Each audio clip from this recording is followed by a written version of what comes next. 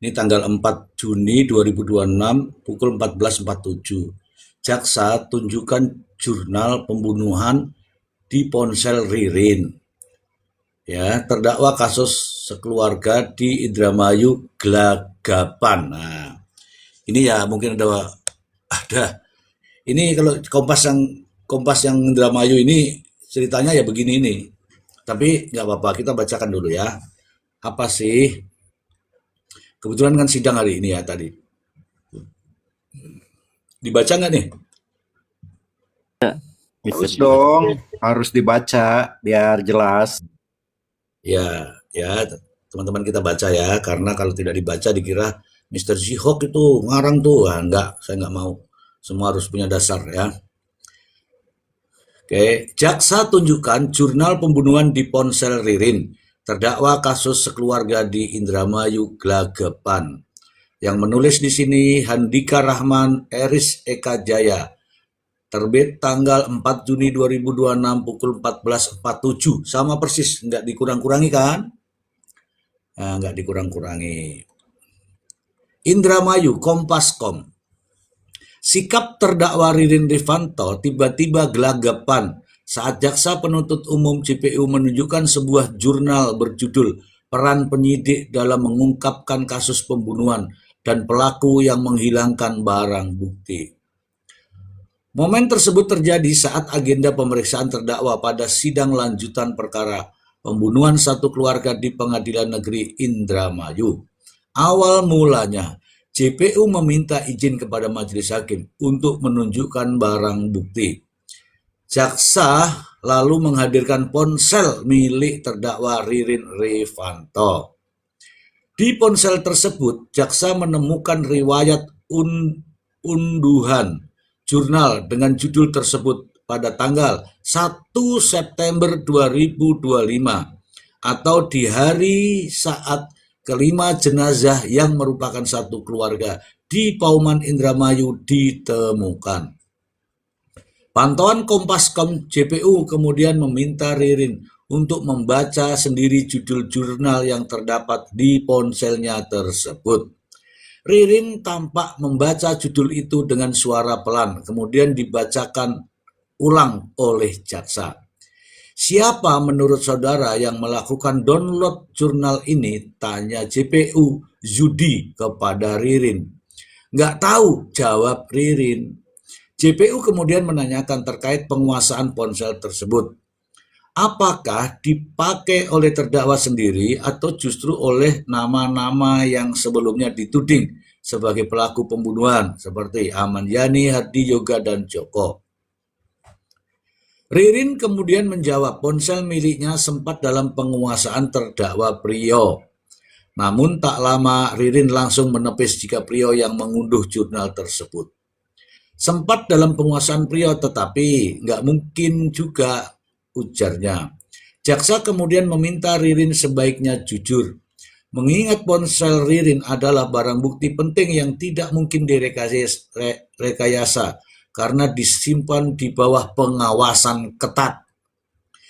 Ya, karena ini bukti download ya, kita nggak bisa mengada-ngada. Ini di-download tanggal 1 September 2025, ujar Judi. Ponsel Priyo.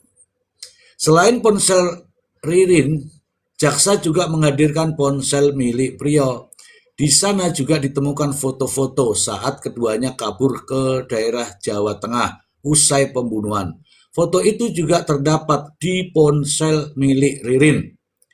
Masih dalam data yang tersimpan dalam ponsel, jaksa juga menemukan 2 KTP yang menampilkan foto dari kedua terdakwa.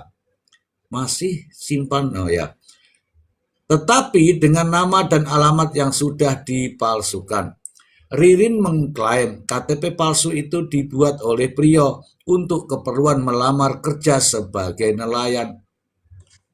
Ini sama ya. Keterangan ini diketahui berbeda dengan kesaksian Priyo pada sidang sebelumnya yang justru menyebut KTP palsu tersebut dibuat oleh Ririn.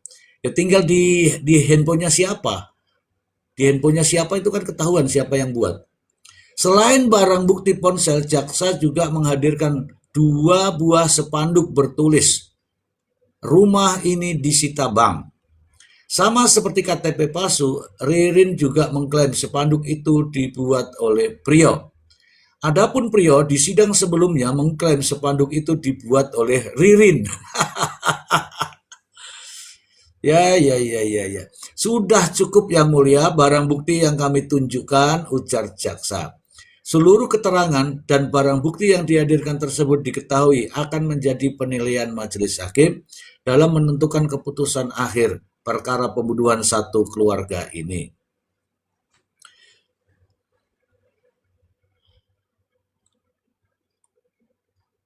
Dibaca lagi nggak? Lanjut.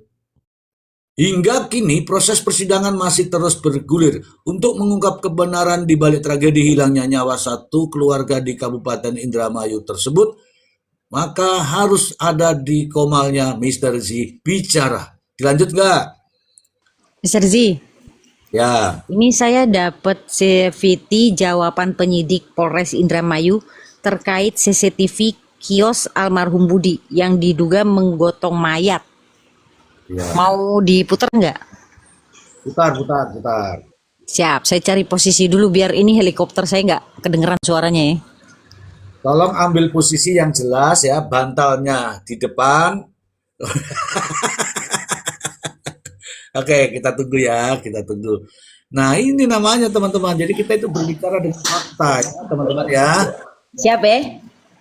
Siap, mulai. Yang Lampu mulia, tembak kasih ya.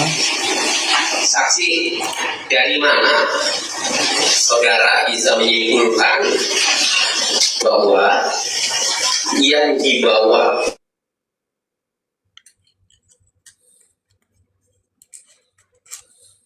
Nggak nyampe itu kayaknya wifi-nya kasih ya. jenazah. Jadi apa kami bisa menyimpulkan bahwa yang dibawa dari toko yang dibungkus terpal kemudian diangkat menggunakan bambu itu adalah jenazah korban Dodi. Kita kan dapat informasi tersebut, kemudian menganalisis CCTV itu berdasarkan informasi dari persidangan yang disampaikan oleh Priyo. Jadi Priyo menjelaskan bahwa dia mengangkat jenazah Dodi itu dengan cara mengikatnya, kemudian diangkat menggunakan bambu dan ditutup dengan terpal. Nah kemudian kami menduga bahwa memang itu adalah jenazah karena seyogianya ketika memang itu barang, kenapa tidak disimpan saja di belakang itu ya. Jadi itu hanya analisa saudara ya. Ya betul. Ya. Dulunya analisa CCTV. Ya, artinya belum dapat dipastikan itu jenazah atau bukan ya. Siap. Ya. Namun kami meyakini. Ya. Itu yang mulia. Kedengeran nggak? Jaksa kayak netizen juga ya, menganalisa. Itu bukan jaksa Coba. loh, saksi. Itu penyidik, Penyidik. Mbak. Coba. Pak Jelita, kan kamu sudah nonton di situ, kita sudah mendengarkan ucapannya. Silahkan dijelaskan tadi ngomong apa dia. Jadi gini, ditanya sama Tony, Pak Tony itu nanya, sebenarnya Naura enak nih kalau ngejelasin. Ditanya sama Pak Tony, bagaimana bisa menyimpulkan, Anda bisa menyimpulkan bahwa yang digotong itu adalah jenazah. Lalu dijawab oleh penyidik bahwa berdasarkan keterangan Priyo yang dia menggotong mayat pakai bambu, pakai terpal, diikat dan lain-lain lalu dimasukin ke mobil depan. Jadi dia menduga bahwa itu adalah jenazah berdasarkan keterangan Priyo karena posisinya sama gitu loh. Lalu terus kemudian dia menyimpulkan begini, Mister. Lah kalau itu bukan jenazah, kalau itu barang, kenapa nggak ditaruh di belakang aja? Kan lucu ya, Mister. Kenapa nggak ditaruh di belakang aja? Kata dia gitu. Lalu dijawab sama Tony, berarti Anda menyimpulkan, Anda baru menduga. Itu baru itu analisa. Anda menganalisa Anda. Iya, analisa saya begitu, Mister. Oke. Nah, sekarang main analisa. Dikatakan tadi berdasarkan keterangan Priyo, oke? Itulah ada kalimat itu tadi. Nah, sekarang berdasarkan keterangan Priyo saat di mana? Saat di BAP, ini kan penyidik yang ditanya nih. Mister, saya tambahin dikit ini ketinggalan. Ketika Tony menanyakan artinya belum dipastikan itu jenazah atau bukan. Jawabannya siap, tapi saya yakin gitu. Oke, ini yang keliru ini sudah. Dia ini sebagai apa? Artinya itu sudah justifikasi. Saya tuh justru tertarik kata-kata berdasarkan keterangan Priyo. Nah, berdasarkan keterangan Priyo ini saat di mana? Saat di pemeriksaan, saat di BAP, atau saat menjadi kesaksian. Ya itu pasti di itu keterangan Priyo yang terakhir itu Mr. G. Jadi saya mau jawab sih itu Mr. G. Sebetulnya kalau keterangan Priyo yang terakhir itu penyidik itu nggak ini, justru nampar dirinya sendiri. Kenapa dia muncul di persidangan, tidak muncul di pertanyaan saat di BAP. Iya makanya yang saya bilang Mr. Z, ini semuanya kan atas dasar pengakuan Priyo gitu loh. Contoh yang saya bilang dari awal, setelah keterangan Priyo seolah-olah publik biar digiring nih, biar percaya bahwa Priyo ini jujur. Contoh yang saya bilang kemarin Palu, ya kan, tempat TKP yang hari ini CCTV-nya diputar. Nah CCTV ini gitu loh. Ini semua berdasarkan atas keterangan Priyo gitu loh. Bukan memang ini benar-benar real dari penyidik gitu loh. Jadi ya saya nganggap ini sama saya lihat juga Mr. G. Kenapa saya bilang agak janggal? Kalau itu mayat, itu posisi Ririn nunggu di depan pintu mobil loh. Nggak diangkat. Saya pikir tadi dia angkat dari dalam itu digotong gitu kan. Ternyata bambu itu Ririn duduk. Kalau memang itu Ririn ya, bambu itu disodorin ke itu kan posisi orang itu kan duduk di pintu samping sebelah kiri. Nah itu bambu itu kok baru disodorin, baru diangkat gitu loh. Kok seenteng itu gitu. Saya lihat almarhum Budi itu kurang lebih badannya seperti Mr. Z. Makanya saya bilang, kalau untuk orang dua, maaf nih ya teman-teman ya, mungkin kalau teman-teman di bawah yang sudah pernah gotong keranda mayat ya, orang meninggal sama orang yang masih hidup, yang masih bisa bergerak, itu lebih berat orang yang sudah meninggal diangkat. Kalau saya lihat dari fotonya almarhum Budi, kurang lebih badannya sama dengan Mr. Z itu. Antara kurang lebih diangkat 80-an itu Mr. Z. Oke. Yang videonya saya lihat ini Mr. Z ya, itu ada bambu itu disodorkan. Yang satunya itu udah nunggu di depan pintu mobil. Saya pikir digotong posisinya kayak kita ngegotong apa ya gitu ya. Mikul berdua gitu ya kan. Nah, kalau misalkan dari dalam dia gotong berdua ke sampai megang bambu itu sampai ke pintu, oke. Masih bisa kita percaya nih teman-teman.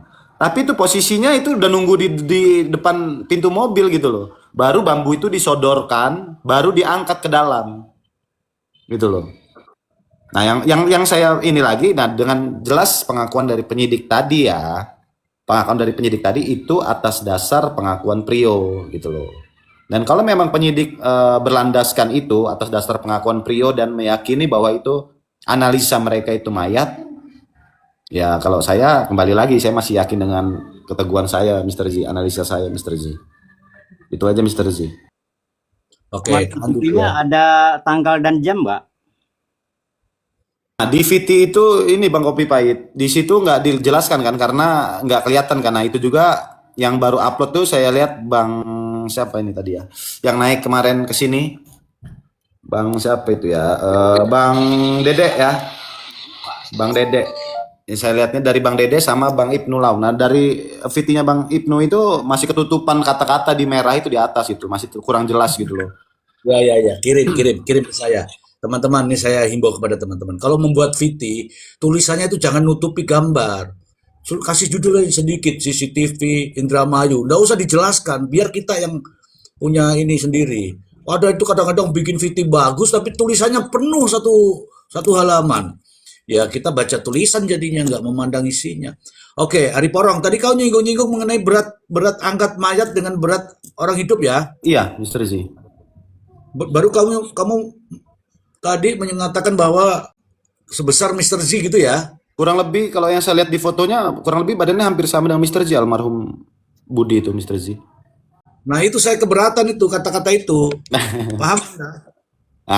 Nah, pas bener ya kan di fotonya pakai baju merah gini juga Mr. Z. Mr. Z itu kan 6163 tingginya.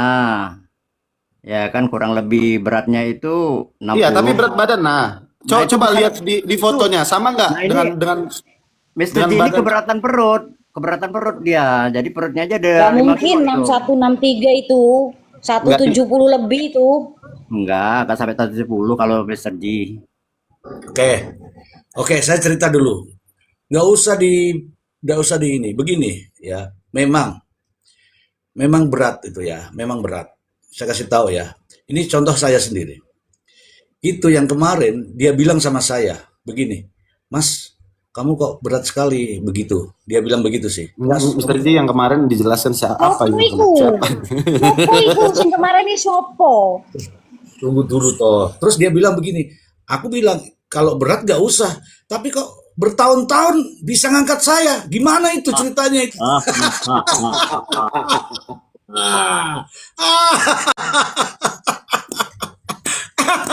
aduh, katanya saya berat, kok bertahun-tahun saya diangkat, gimana sih? Ya tapi kan cuma 5 menit. Kayak bercanda ya teman-teman. Cepat kalau begitu. 5 menit, Bah. Bercanda ya, bercanda. Oke, oke, oke. Jadi memang benar, kalau ngangkat barang dengan ngangkat itu tuh beda, ya beda. Jadi ketika Anda aku belum lihat malah itu, aku belum lihat. Kalau saya sudah melihat mungkin saya tolonglah kirimkan ke saya. Ini sudah 1 hari ya Mr. J. Apalagi ingat ya, kalau 1 hari itu ada namanya pembengkakan. Aku tuh boleh aku cerita ya, boleh ya sedikit ya. Jadi aku nih namanya penemuan ya, dia hidup sendiri. Tiba-tiba ada bau, ini cerita nih ya, ada bau lah orang-orang di situ. Kemudian lapor nih, begitu lapor kita datang. Lewat pintu itu nggak bisa. Kenapa? Karena sudah kaku. Karena tangannya begini, kemudian membesar. Jadi pintu kamar itu nggak bisa dilewati. Akhirnya kita dobrak dinding yang terbuat dari kayu itu. Ada rekamannya kalau Anda ini. Dan mohon maaf ya teman-teman ya. Ketika sudah 1 hari itu ada namanya bengkak mayat. Kemudian ada lebam mayat. Saya tidak tahu urut-urutannya itu. Tapi kalau saya mengingat kembali pasti saya tahu. Ada bengkak mayat, lebam mayat. Habis itu kalau sudah pembusukan itu kempes sendiri. Tapi di situ mulailah muncul belatung-belatungnya.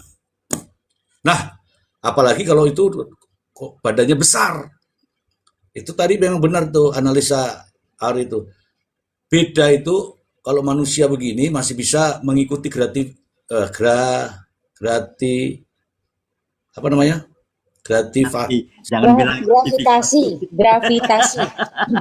Bukan gratifikasi lagi. Ya, berat tubuh lah ya.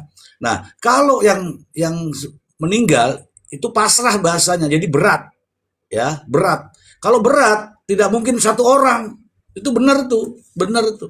Apalagi 1 tangan, itu benar tuh. Tapi kita tidak boleh mengandai-andai, itu bagian daripada analisa Mas Ari, ya, bagian dari analisa Mas Ari. Tetapi justru saya penasaran dengan kata-kata itu, kata-kata yang mengatakan, ya saya melihat secara langsung ada gambarnya begitu jelas bahwa itu Ririn dan Priyo sedang angkut mayat dengan menggunakan bambu. Itu kata-kata yang keluar itu yang di video-video itu. Iya kan? Nah, itu juga harus dipertanggungjawabkan sebenarnya kata-kata itu tujuannya apa.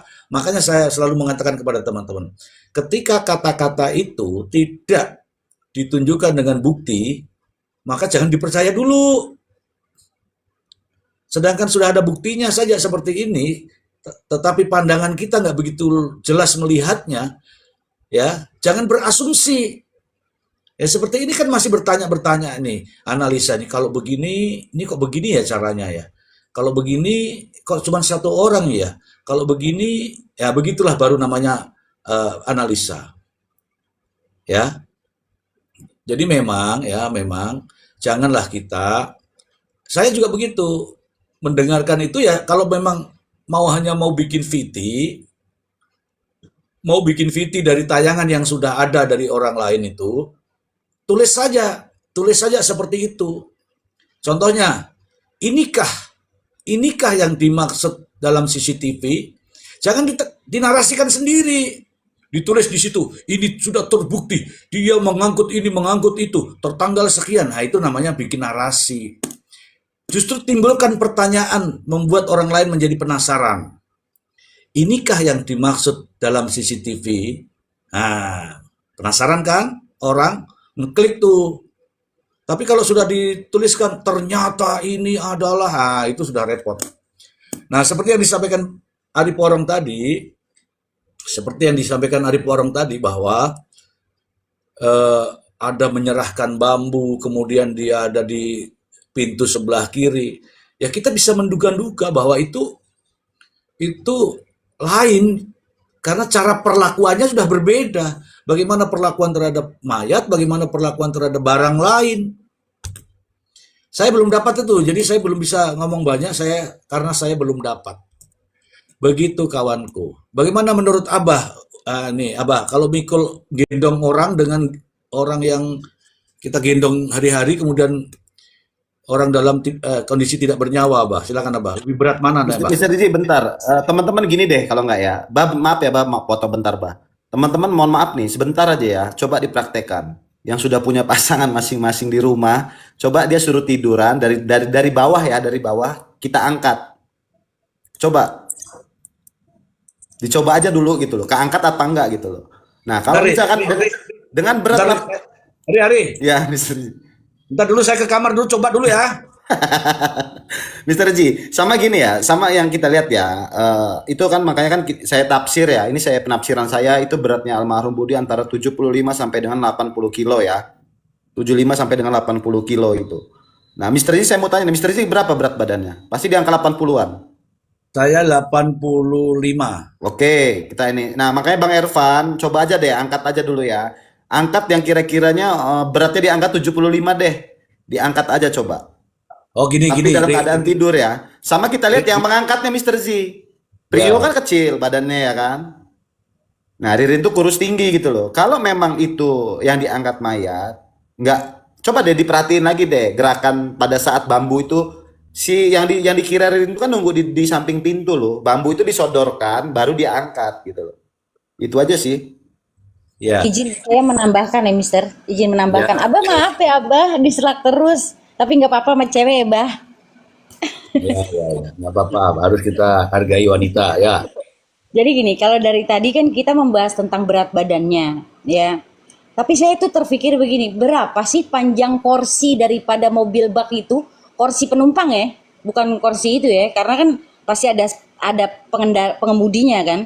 Sementara Budi itu sudah meninggal dalam 1 hari. Mr. Z bilang kalau sudah dalam 1 hari itu udah kaku ya Mister.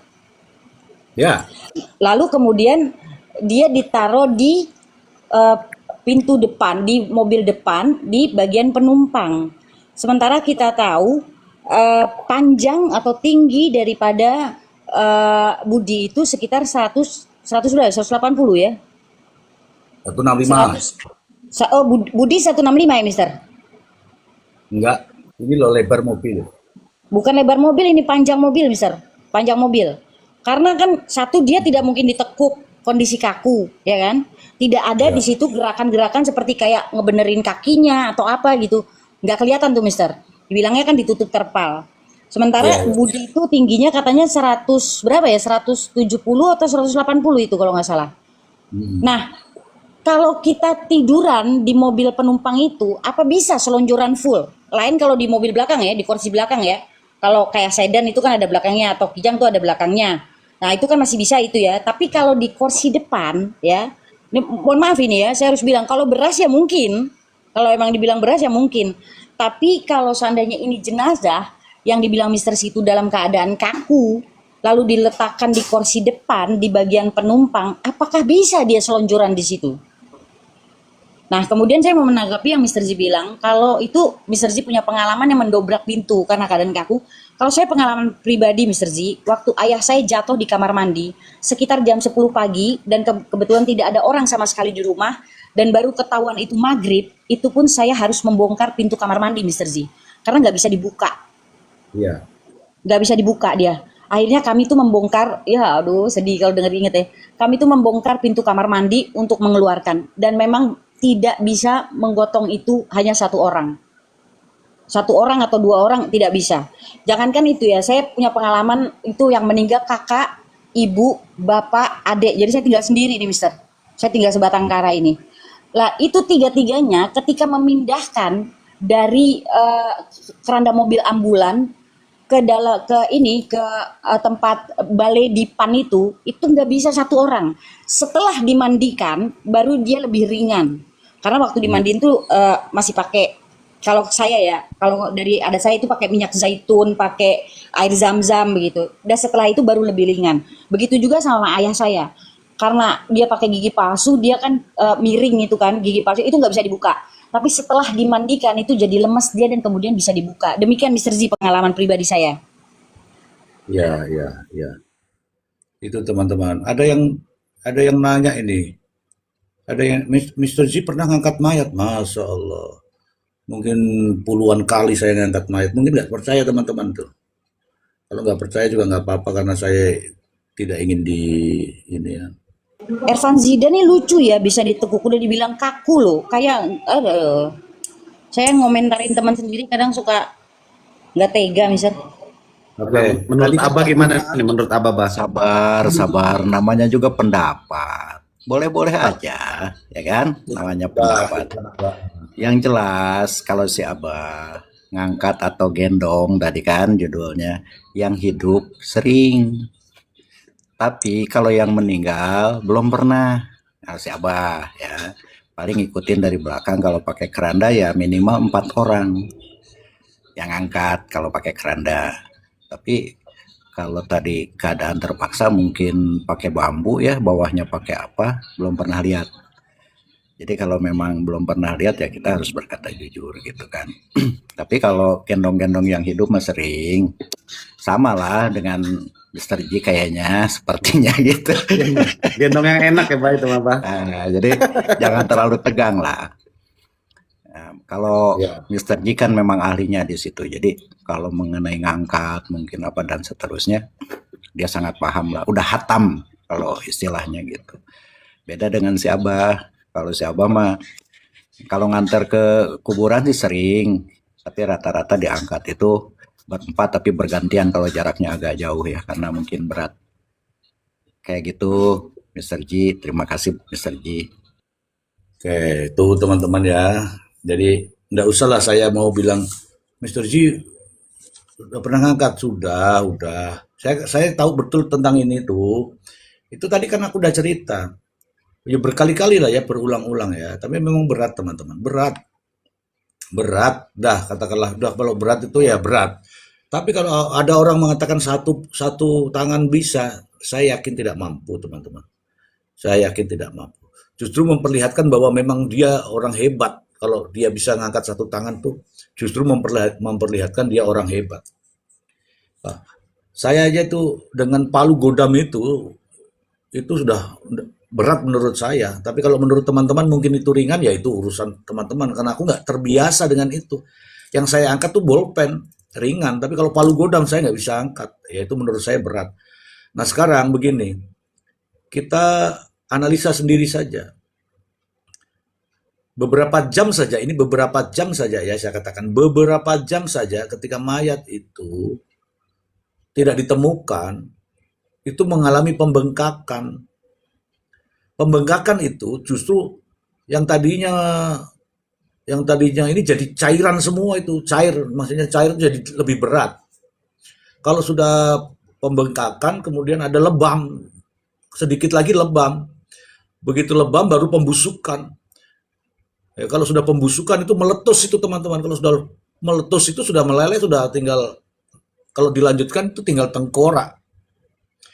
Jadi benar semua tadi yang disampaikan kawan-kawan itu, semakin berat. Jadi kalau semakin berat itu didorong dengan satu tangan, ya mustahil, mustahil. Makanya kalau ada yang bilang satu tangan itu, wah bagus, hebat, ya mohon maaf. Makanya sampai Mas Ari mengatakan silahkan dipraktekkan, ya mungkin teman-teman silahkan dipraktekkan. Berat teman-teman ya, berat.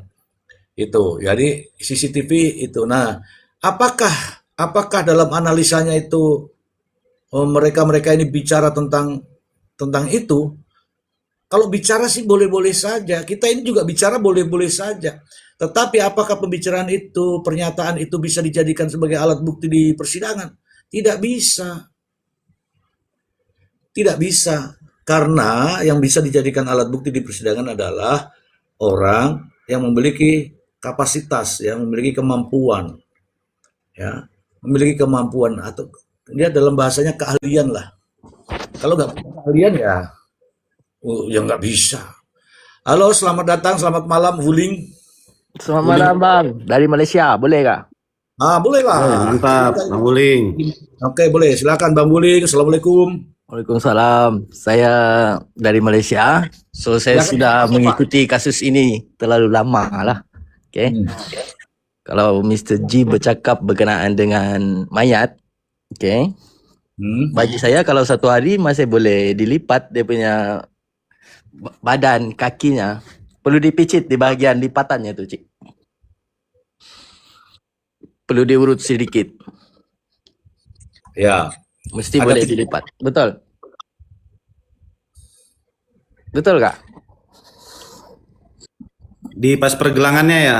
Ya, di pergelangannya tu dipicit sikit, dipicit-picit, kemudian baru digerakkan. Baru boleh dia akan kembali ke bentuk yang kita inginkan. Okay? Kalau soal angkat mayat, dia memang lebih berat sedikit lah sebab dia tak ada, macam mana kita cakap, tak ada menolong kita untuk mengangkat tu. Okay?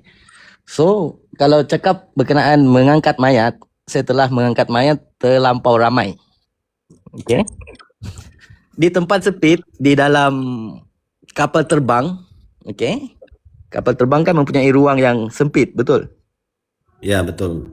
Okay. Mempunyai kerusi di sebelah kiri dan kanan. Macam mana saya boleh mengangkat mayat dalam situasi sempit tersebut? Ya, sulit lah. Ya, sulit kan.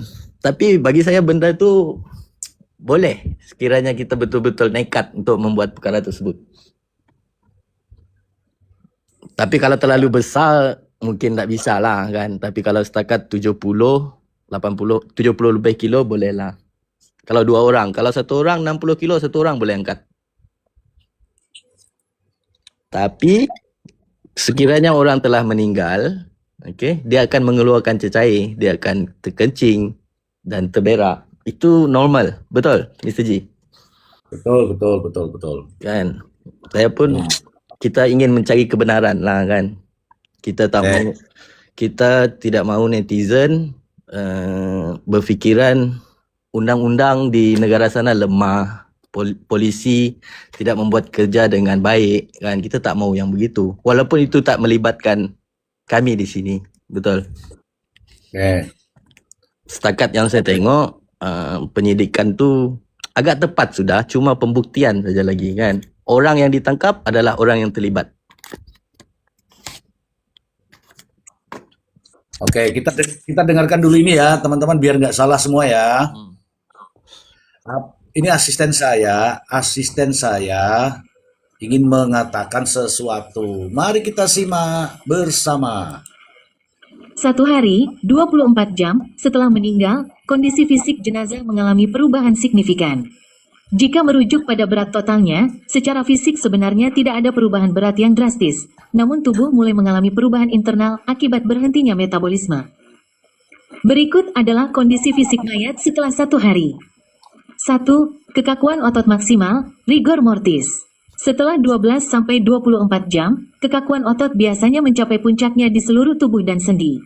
Tubuh akan menjadi keras dan sulit digerakkan sebelum akhirnya otot-otot akan mulai mengendur kembali pada hari kedua. 2. Perubahan warna kulit. Pada 4-8 jam pertama, terbentuk lebam mayat akibat pengendapan darah. Setelah 24 jam, warna lebam semakin gelap atau merah keunguan, umumnya di bagian tubuh yang paling bawah akibat gravitasi. 3. Penurunan suhu tubuh. Suhu tubuh perlahan menurun, mendingin, hingga menyamai suhu ruangan atau lingkungan sekitarnya.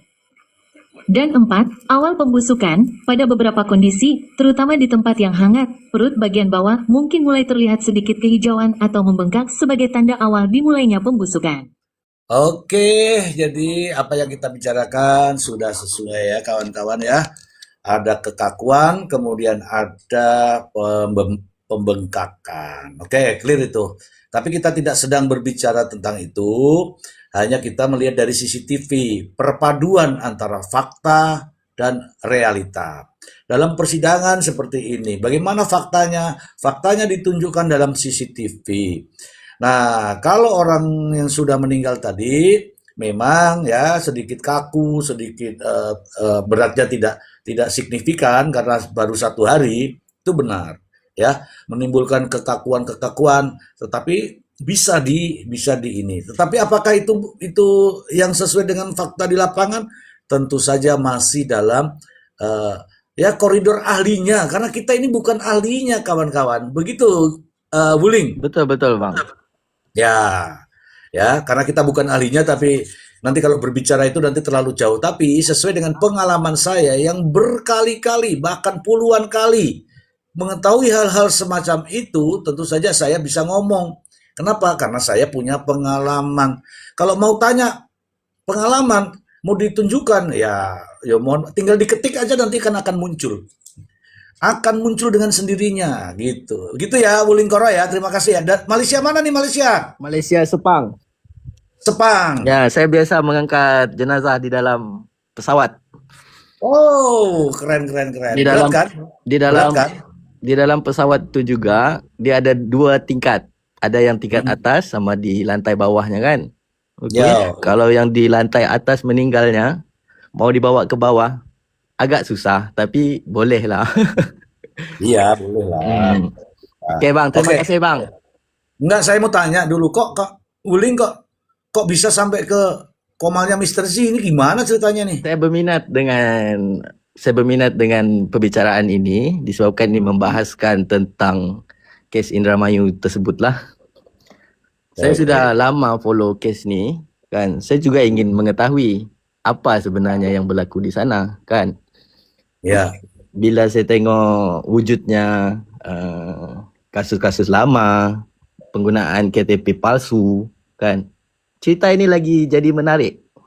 Mungkin saya satu orang Malaysia yang follow up case ni. Oke. Tapi tidak sederhana itu. Tetap kita harus mendalami apa yang melatar belakangi kasus ini, kan begitu ya? Betul. Nah, Oke, terima kasih banyak untuk Wuling Koro. Sebatas itu saja ya. Terima kasih, Bang. Hal-hal yang lain ya, Wuling ya. Terima kasih. Oke, terima kasih Wuling dari Malaysia. Tuh, Ari Porong. Ada dari Malaysia Ari Porong. Gimana dikira ini Komal asal-asal atau gimana Ari Porong nih? Itu dari Hong Kong, dari Dubai aja ada Mr. Z ya kan. Ini mancanegara Mr. Z ini. Nggak sombong ye. Oke, terima kasih Wuling. Abah, nggak sombong ye. Abah, gimana Abah? Paten ini ya dari berbagai mancanegara ya. Alhamdulillah. Oh, dari Turki aja nyimak. Coba di absen dulu dari mana nih, ada 300 lebih nih. Ari, dari mana aja nih, Ri? Nggak enak kalau nggak nyapa teman-teman yang di bawah. Typing yuk, absen dari mana aja nih teman-teman semuanya. Bangladesh. Bang Aman di Papua, Subang. Woi, Bang Ervan nih dari Subang juga ya. Ngikutin kasus Subang juga berarti nih Bang Ervan. NNT, mana NNT? Taiwan, Jakarta, Bogor, Hong Kong, Malaysia, Cipete.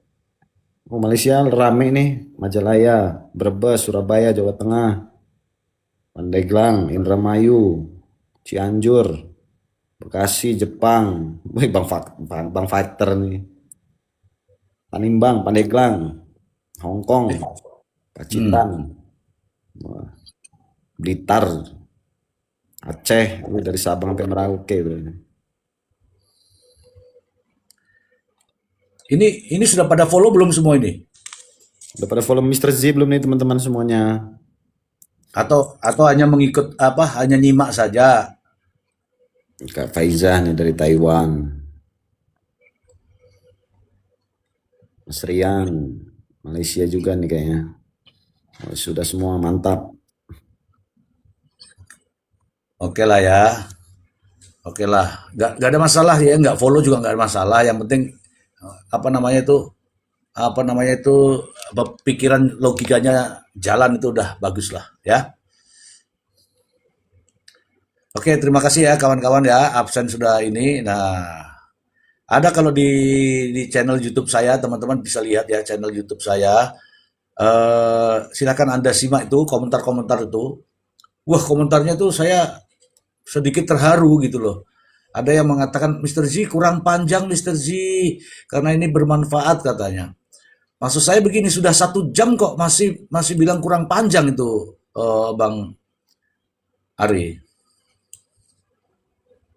Ya, ini harus dipanjangin lagi nih. Kenapa banyak buzzer aman ya nih? Bang Aman.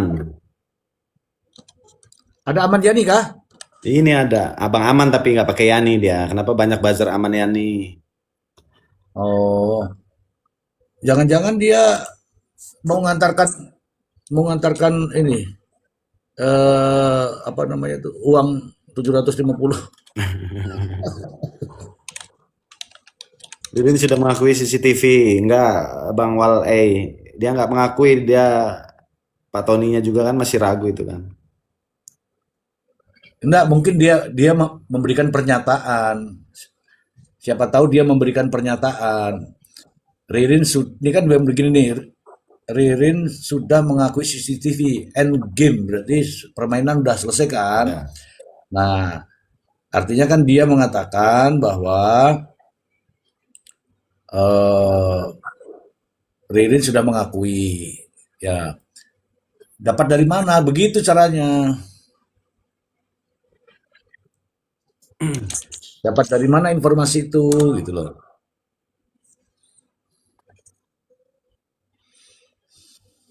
Oh, namanya ini Bang Rahman, panggilannya Aman. Jangan ditambahin ya Bang Aman belakangnya. Iya Bang Irfan, kita di sini menganalisa lagi ya kan. Ya kalau memang benar itu memang benar-benar ya kita ya udah sepakat loh kita loh. Kita di sini bukan nyari pembenaran, kita tetap cari yang kebenaran ya kan. Jadi Mr. Z, yang pasti penyidik sendiri menyatakan itu adalah jenazah karena berdasarkan dari keterangan Prio katanya, ya kan. Lalu ketika ditanya dia menganalisa, ya itu analisa dia, ya itu analisa, artinya kan belum dibuktikan ya secara digital forensiknya kan, Mister. Lalu kemudian dia juga bilang ketika ditanya itu, jadi kamu nggak tahu kan itu mayat atau bukan? Ya bukan, ya nggak tahu tapi saya yakin gitu. Jadi begitu. Jadi jadi orang yang menganalisa aja ya, dia sendiri tidak hanya memiliki keyakinan, bukan bukti konkret gitu ya, bukan yang jelas begitu. Tapi ya saya heran kalau netizen udah langsung menjudgment itu. Gitu loh, Mister. Maksudnya melebihi orang yang pinter, yang ahli gitu, Mister. Ya intinya kan ini Kak Kavia, apa CCTV yang sudah dihadirkan, yang sudah di ini kan intinya kalau menurut keabsahannya kan nggak absah sih ya kan, nggak sesuai dengan undang-undang tadi, nggak diuji gitu. Itu aja, cuman kita kembalikan lagi, Pak Tony aja mengembalikan lagi atas dasar nanti keputusan hakim lagi kan, tinggal hakim yang menilai, bukan kita, teman-teman kita di sini kan menganalisa aja. Oke. Kalau satu saksi kan bukan saksi. Biar aja kita ikutin, makanya.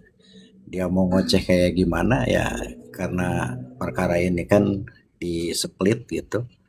Jadi dia ngomong saya yakin, ya yakinnya bukan ahli kan gimana. Kalau ahli yang berbicara yakin ya kita percaya. Aduh, Abah antum deh kalau ngomong Abah nih. Iya. Oke. Mesti urat leher putus gimana. Ya, kita mah santai aja. Siap, Santai aja. siap, Bah. Nih, tunggu dulu nih. Ada bengkel Mas Dimpil. Ini ada di bengkel Mas Dimpil nih ngomong apa ya?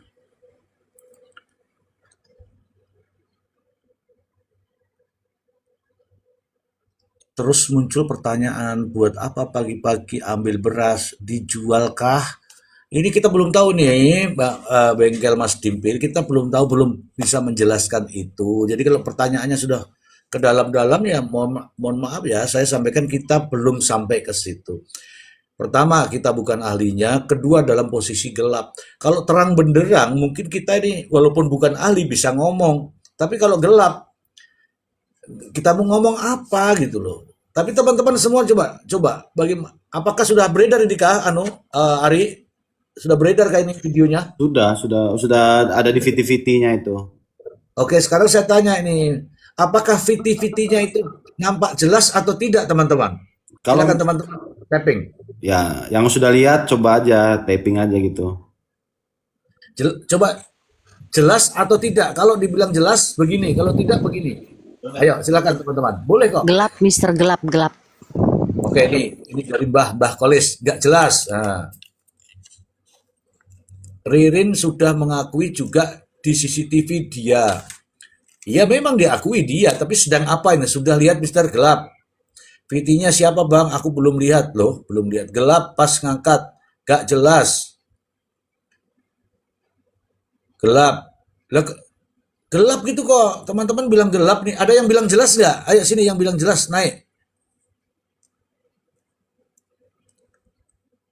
Yang bilang jelas, naik, ceritakan kepada kami. Apa yang Anda lihat saat jelas itu seperti apa? Teman-teman, Nah, ini di CCTV yang baru ya, yang di kios ya, bukan yang di toko bangunan depan TKP ya, CCTV yang baru ya. Coba aja lihat di VT-nya Ibnu Lau, ada, tapi itu kan ketutupan juga itu, nggak begitu jelas. Nanti saya cari lagi. Ya.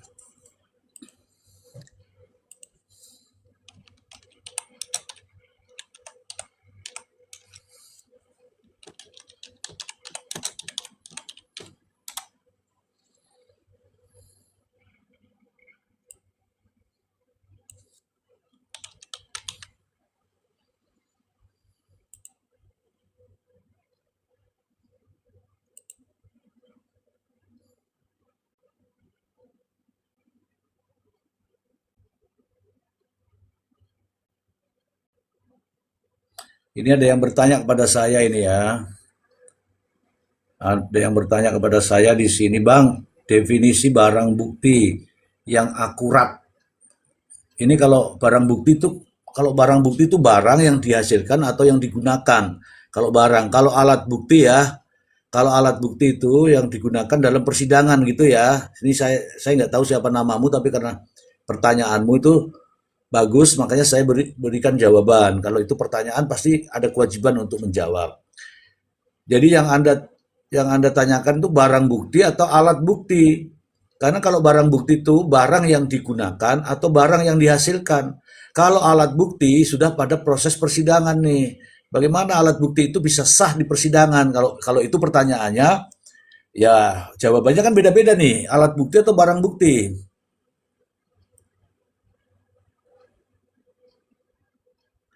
Ya bang, aku kuliah hukum di Undip. Ya, saya di Unisula. Saya dosen di Unisula. Kamu boleh nanya apa saja tentang hukum.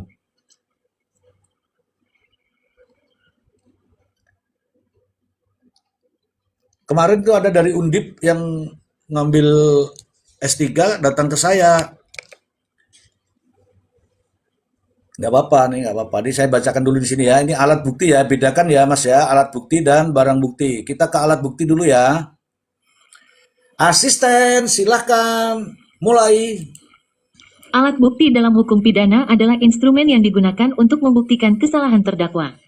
Menurut hukum di Indonesia, alat bukti yang sah diatur secara limitatif, terbatas, berdasarkan pasal 184 KUHP dan diperluas dalam UU 20 tahun 2025 tentang KUHP baru. Berikut adalah jenis-jenis alat bukti yang sah dalam sistem peradilan pidana. 1. Keterangan saksi. Kesaksian dari seseorang mengenai suatu peristiwa pidana yang ia dengar, lihat, atau alami sendiri, termasuk alasan mengapa ia mengetahui hal tersebut. 2. Keterangan ahli. Keterangan yang diberikan oleh seseorang yang memiliki keahlian khusus diperlukan untuk membuat terang suatu perkara pidana. 3. Surat. Segala bentuk tulisan yang memuat pernyataan atau keterangan mengenai suatu peristiwa yang berkaitan dengan perkara, seperti akta, putusan pengadilan, atau hasil visum. 4. Petunjuk. Suatu keadaan, perbuatan, atau peristiwa yang karena kesesuaiannya, baik antara satu dengan yang lain maupun dengan tindak pidana itu sendiri, menandakan terjadinya suatu tindak pidana. Petunjuk hanya dapat diperoleh dari keterangan saksi, surat, dan keterangan terdakwa. 5. Keterangan terdakwa. Apa yang terdakwa nyatakan di dalam persidangan mengenai perbuatan yang ia lakukan, ketahui, atau alami sendiri. Keterangan ini tidak cukup untuk membuktikan kesalahannya sendiri tanpa didukung alat bukti sah lainnya. 6. Barang bukti dan bukti elektronik.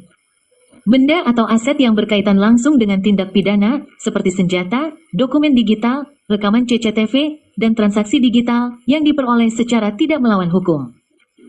Aturan utama pembuktian. Dalam menjatuhkan pidana, hakim terikat pada prinsip minimum pembuktian, negatif wet tally. Hakim harus mendapatkan sekurang-kurangnya 2 alat bukti yang sah dan disertai dengan keyakinan hakim atas kesalahan terdakwa. Oke, sudah saya bacakan. Terima kasih asistenku yang cantik. Silahkan bubuk manis. Oke, sudah saya jawab ya, Mbak Masnya tadi yang bilang mahasiswa ya. Anda boleh komunikasi dengan saya, apapun yang Anda tanyakan. Apalagi kalau menyangkut masalah kasus-kasus dan praktek. Oke? Hehehe. Oke, terima kasih teman-teman yang mau naik, yang mau bertanya, boleh. Ini tadi sudah dijelaskan, jadi bunyi di sini adalah alat bukti yang sah. Alat bukti yang sah itu apa? Ya sah cara mendapatkannya, sah cara menyajikannya, ya sah. Kalau tidak sah ya tidak akan dipakai. Apa itu yang tidak sah? Contohnya editing, nah itu tidak sah, ya.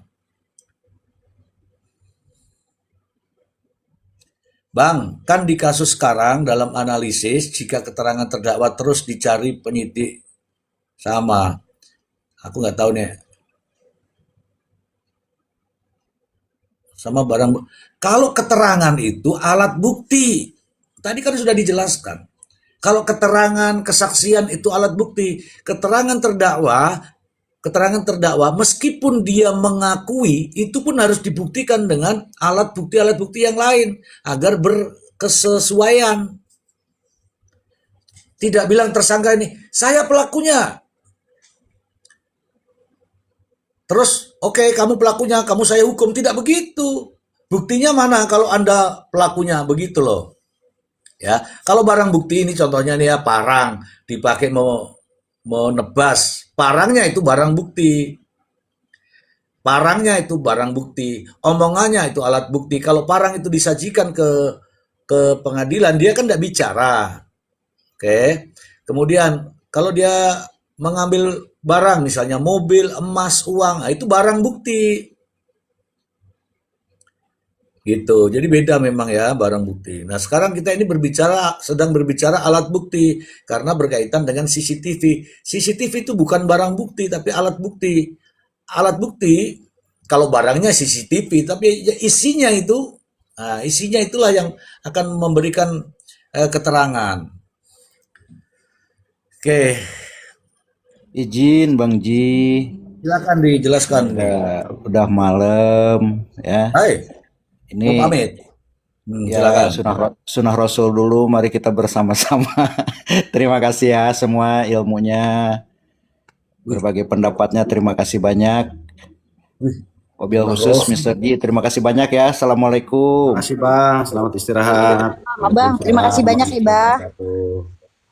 Sunnah Rasul itu kan harus ada pasangan ya. Kalau kosongan begini cari pasangan di mana ya? Aduh abah ini tega betul nyebut-nyebut sunnah Rasul, kita sudah lupa-lupain malah disebut-sebut. Abah. Saya somasi tuh abah itu. Jangan gitu dong abah. Mister, sunah Rasul tuh banyak, Mister. Minum dalam duduk, itu kan sunah Rasul juga, Mister. Oke lah kalau begitu. Sunnah Rasul saya yang ngecaprak di TikTok ini namanya Sunnah Rasul, teman-teman. Ya, silakan teman-teman yang ingin Sunnah Rasul tinggalkan semua ini TikToknya. Udah matikan, nanti daripada istrimu marah, suamimu marah, silakan tinggalkan semuanya. Biarkan aku Sunnah Rasul di sini, di TikTok. Mungkin Ari Porong mungkin akan Sunnah Rasul juga, tinggalkan aku. Saya mah nemenin Mr. Z aja, Mr. Z. Mister Z, sunah Rasul amar ma'ruf nahi munkar ya. Oh iya, inilah, ini teman-teman, wujud Sunnah Rasul saya ya ini teman-teman. Ya, ya. Karena semua kamar di sini kosong.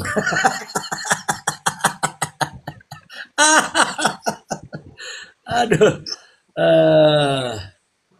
Julian Sir, pertanyaanmu ini, aduh, pertanyaanmu tak somasi nanti.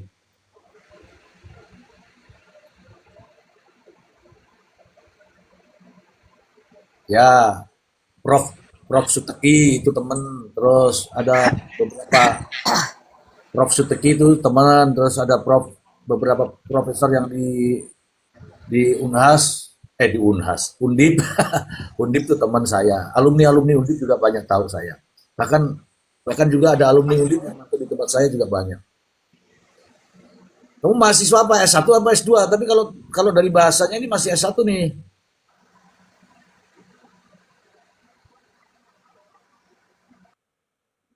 Mister Z, Ya, saya kok jadi menduga ya, kayaknya sepertinya ini baru dugaan aja ya. Nah itu nanti bisa jadi jurnal itu yang ada di download di HP Ririn, itu bisa jadi masuk pertimbangan loh Mister. Mungkin nggak Mister? apa? Jurnal yang ada di HP-nya Ririn, Tapi itu itu dibantah Kak ya sama Ririn. iya Ririn nggak ngaku. dibantah.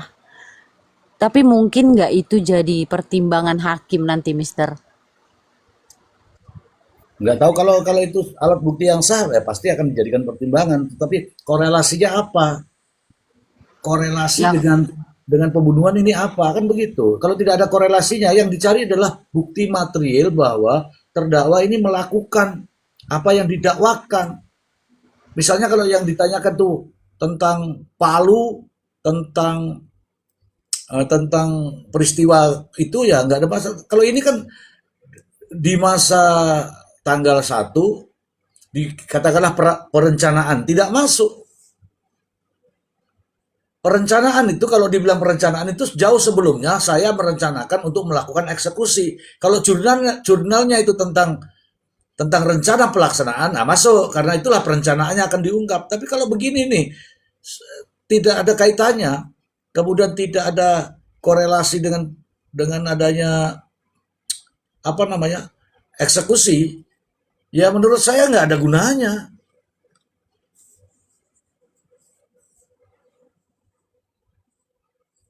Nggak ada berarti gunanya. nggak ada korelasinya Mister ya? Nggak ada, nggak ada. Udah ini nggak usah nanya-nanya terus nih karena pertanyaanmu mengarahkan saya ini. Pertanyaanmu tinggal saya jawab. Kalau bertanya lagi tentang yang aneh-aneh saya blokir aja, nggak penting juga kok nanya-nanya gitu tuh. Siapa Mister aku nih? Bukan ini loh, Pak, analisa Bapak yang menang itu kata-kata apa itu? Yang menang dalam kasus ini pihak siapa? Ya nggak bisa begitu, itu pertanyaanmu pertanyaan konyol itu. Ganti tuh orang hukum tuh kok pertanyaannya begitu.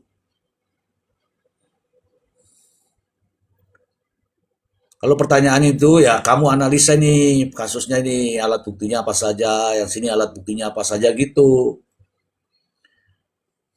Ya Pak, maaf. Saya maafkan. Sebelum kamu minta maaf, saya sudah berikan maaf ya. Tenang aja kawan. Nanti saya kasih tahu banyak nih. Gitu. Seperti Mbak Jelita, khawatir hakimnya masuk angin sama ada. Enggak, begini loh teman-teman. Kalau hukum sudah dipengaruhi hal-hal di luar nalar, itu berbahaya. Makanya kita selalu menyuarakan hal-hal yang sifatnya itu ilmiah, pembuktian, bukan karena kebencian, bukan karena pembenaran, bukan. Ini kan kita cerita ini fakta CCTV-nya. Ada CCTV kok. Nah, CCTV-nya itu gambarnya seperti apa, menunjukkan apa, menjelaskan apa. Kan begitu. Ini kan CCTV baru gelap, Mister. Begini, Mister. Nah, kalau begitu saya tidak bisa menggambarkan itu. Makanya yang berbicara terkait dengan CCTV adalah ahli. Makanya CCTV itu harusnya ahlilah yang berbicara mengenai sah atau tidaknya alat bukti. Di dalam undang-undang, di dalam KUHP sendiri sudah mengatur bagaimana sah atau tidaknya alat bukti itu. Hakim akan menjadikan dasar sebagai pertimbangan itu kalau alat buktinya sah menurut undang-undang. Ngono itu masih ditanyakan lagi, itu sahnya di mana? Sah itu CCTV sahnya di mana? Kalau sebagai alat bukti yang sah itu nggak begitu. Semua barang, semua petunjuk, semua informasi akan dihadirkan di persidangan untuk didengar keterangannya, ya kan? Tapi tidak akan dijadikan sebagai bahan pertimbangan karena konyol jadinya kalau pertimbangan itu berasal dari alat bukti yang tidak ada, yang tidak sah. Artinya apa nantinya? Kalau hakim mengambil keputusan bunyinya itu begini. Ya, berdasarkan fakta-fakta persidangan. Fakta-fakta persidangan dan didukung dengan alat bukti yang tidak sah. Kan begitu jadinya. Hakim kan tidak mau mencederai putusannya. Putusan hakim harus berdasarkan minimal dua alat bukti yang menimbulkan keyakinan hakim. Jadi bukan dengan keyakinan hakim, bukan. Dua alat bukti yang sah yang sehingga menimbulkan keyakinan hakim. Dua alat bukti yang sah itu apa? Dan kalau alat buktinya tidak sah semua, terus hakimnya yakin, berarti hakim yakin dengan alat-alat bukti yang tidak sah. Begitu kawanku. Jadi sebenarnya mudah. Dan kalau hakim melampaui batas kewenangannya yang sudah diberikan, diamanahkan undang-undang, ya hakimnya yang keliru. Tapi kita tidak sedang menyalahkan hakim ya. Ini hakim ini kalau mengambil keputusan itu berdasarkan itu tadi. Berdasarkan dua alat bukti yang sah. Sekarang alat bukti yang sah itu yang bagaimana? Sah cara mendapatkannya, ya kan? Sah dalam penyajiannya. Ya kalau tidak sah terus Oke, ayo teman-teman, temani aku lah. Kalau aku ditanya-tanya itu makin hidup. Kalau didiamkan aku lama-lama pikun loh ini. Mr. Z, itu kemarin kan pengakuan Ririn yang tentang Prio di dalam itu kan, yang dia di tiap malam itu kan cerita itu disebutin sama Ririn ada beberapa orang nama-namanya itu. Itu Prio jujur loh Mr. Z, dia ngomong ya sama teman-teman, mungkin teman-teman sekamarnya Mr. Z. Kalau dia cerita memang kalau saya cuma bantu menguburkan, Ririn tuh nggak tahu itu loh.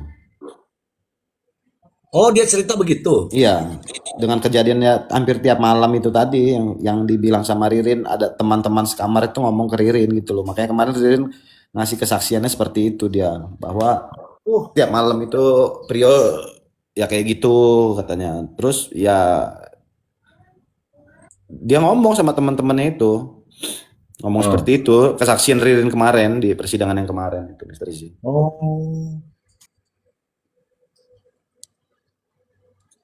Iya di lapas itu Kak Naura. Karena kan ini kan bukan gitu Bang, misterius. Ya makanya kalau misalkan yang deket-deket di sana coba main-main ke lapas, tanya-tanya lah yang sekamarnya sama Prio gitu kan, bener apa enggak? Coba undang misterius itu. Ya, hari orang bohong, coba undang misterius suruh naik, nggak apa-apa. Panggil. Ayo naik yuk Bang Misterius. Naik. bilangin bohong terus yang benarnya yang mana? Naik sini. Mana? Misterius, naiklah. Ini teman-teman ya, kalau saya bicara di sini, saya bukan orang hukum. Justru saya di sini belajar hukum di roomnya Mr. Z. Banyak teman-teman, Prof. Emran, ada Bang Maksi, semuanya. Di sini saya belajar, tapi saya mempunyai pengalaman itu teman-teman. Jadi saya bicara di sini berdasarkan fakta dan kenyataan yang sudah saya alami teman-teman. Itu aja. Ya, ya. Coba naiklah. Jadi gini, ketika orang mengatakan bohong, berarti dia harus tidak bohong. Dia harus menyuarakan kebenaran. Ketika orang mengatakan itu asli atau palsu, berarti harus punya sebaliknya. Oh, itu palsu, yang ini asli. Oh, itu bohong, yang ini yang benar. Ayo, silakan. Itu baru keren. Ya kan? Kalau hanya bilang Ari bohong, berarti cuma benci sama omongan Ari. Sekarang kamu naik di sini, kamu ceritakan yang mana yang benar, baru keren. Baru jantan, kalau memang lelaki ya lelaki jantan. Jadi gini ya sih teman-teman ya, kalau saya menganalisanya gini teman-teman. Jadi saya pernah punya pengalaman di tahun 2018 ya teman-teman ya. Saya nggak malu kok, namanya kita semua manusia pasti pernah punya masa kelam ya kan Mr. Z. Ya, Tergantung kita ke depannya kan, mungkin itu teguran atau apalah. Jadi kan itu suatu pengalaman yang nggak pernah bisa saya lupakan teman-teman.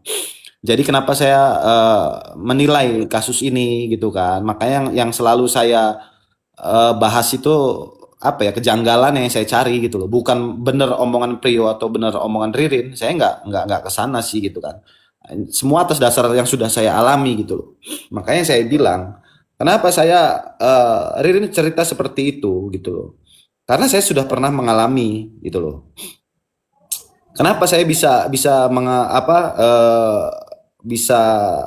percaya dengan kasus ini? Menurut analisa saya sudah pernah mengalami dan saya pernah bertemu dengan orang-orang yang mengalami kasusnya seperti ini gitu loh. Makanya saya bilang ini keputusannya nanti ada yang kalau dibilangnya itu satu sama itu apa ya? Pokoknya ada yang satu nanti terbukti tidak bersalah bebas.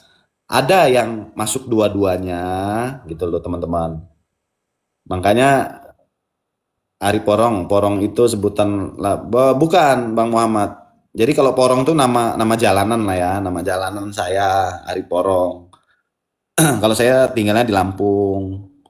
Makanya saya belajar di sini, belajar hukumnya gitu loh. Dengan kasus ini yang banyak ya, karena mungkin kayak saya Subang nggak ngikutin sih kasus Subang. Saya baru ini aja nih ngikutin kembali kasus ini. Kalau Vina dulu ngikutin dari awal sampai akhir.